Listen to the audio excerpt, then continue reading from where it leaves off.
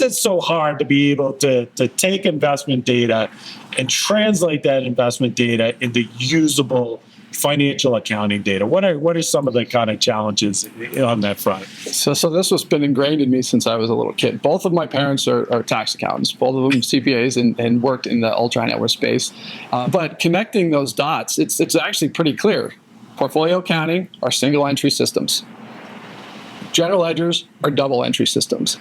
Accountants need the ledger. They need the double entry. They need the debits and the credits to balance out. And you don't typically get that from a portfolio accounting system. So taking what we get from the bank or from another system and translating it, I mean, it really is translation from Russian to Italian and back into that language that the GL will understand, that the accountants appreciate, and can look and say, yes, my credits and my debits balance. Everything has been accounted for.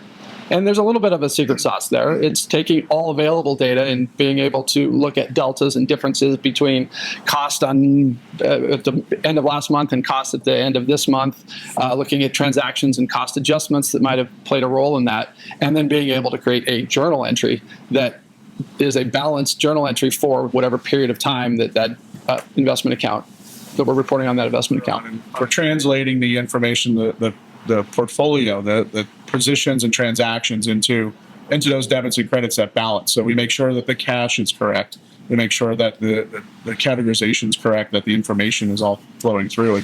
And it's kind of a unique mix of those taking portions of the positions, your cost, and portions of transactions like income, and translating those into a general ledger that we know balances.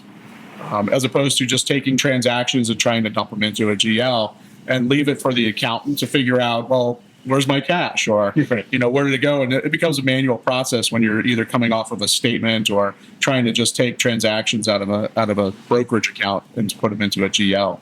That's a really good point, in that a lot of people feel that taking transactional data out of the portfolio accounting system and just cramming it into the GL system is the answer.